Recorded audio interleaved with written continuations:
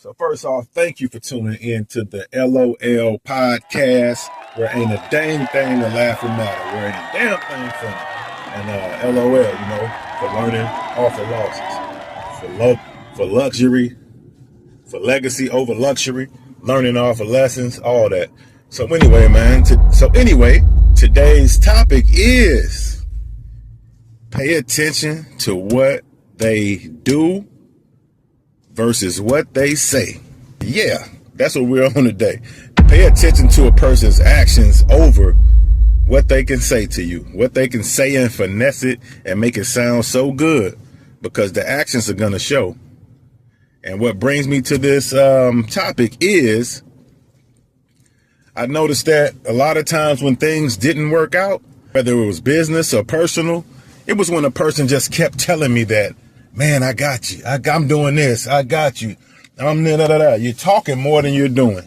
The family or friends, I look back at the situations like, man, those are red flags.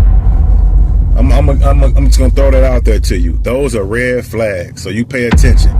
When somebody wants to tell you what they're doing more than what they are doing, or I want to tell you what they're bringing to the table, what I'm going to bring to the table, versus showing you, man, pay attention.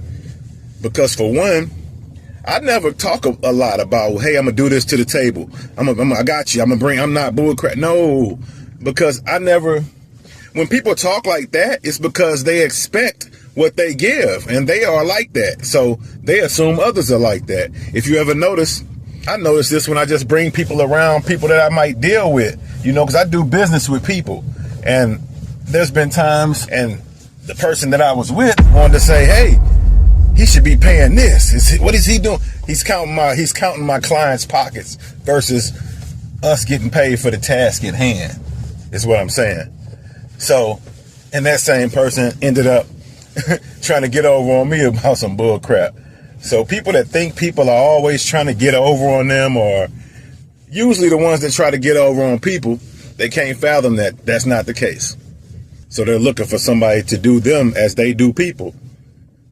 And now, and I'm thinking like, man, it's me. You don't have to sell yourself to me. Why does he keep telling me that, man, I'm going to bring something to the table. I'm this, I'm that. I'm not doing this.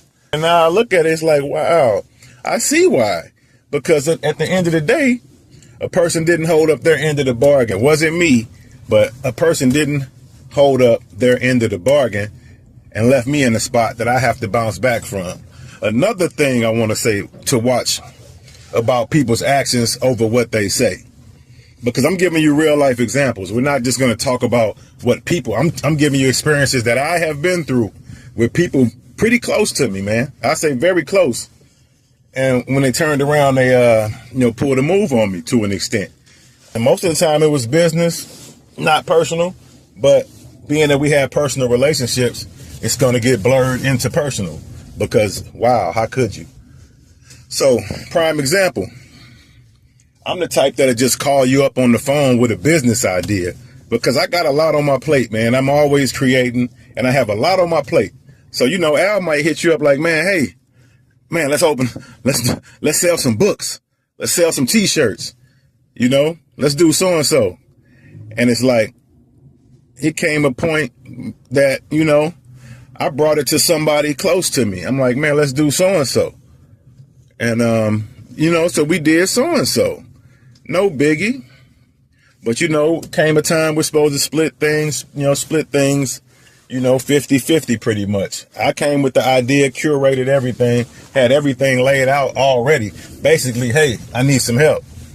Not help to make more money, just help to, okay, let's build something. It's a good idea. Let's make it evolve. As soon as that person, for one, the 50-50 payments started slacking real quick, and there were small payments. I'm just saying now, this is someone that told me, hey man, I'm not you ain't got to worry about, keep it 100. But that was a red flag. But out of love and, like I say, kind of personal and business, I would cover it, Something as small as the website, I want this to hit home. That's the only reason I put up with that shit. But it's a wrap though. But I love you, cuz. So you know. And I'm gonna be honest with you. I just gave the game up. I'm not even worried about it. But now that's why I'm to a point where I'm no more game for free. Please explain to me. You know, like Pac said. Because they don't appreciate the free game. So anyway, yeah.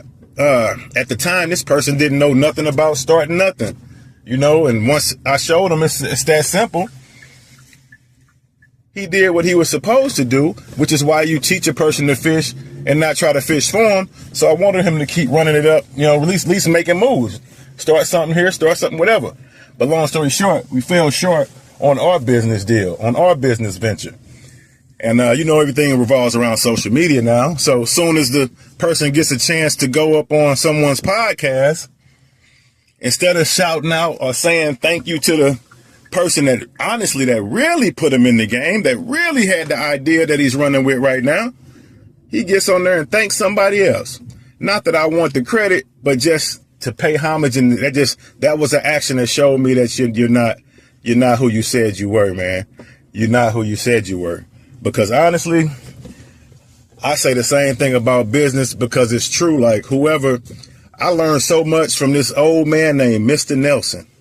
And once Mr. Nelson showed me that how simple it was to start the business, and he was a stranger. I met Mr. Nelson because I worked at an ice company at the time, guys.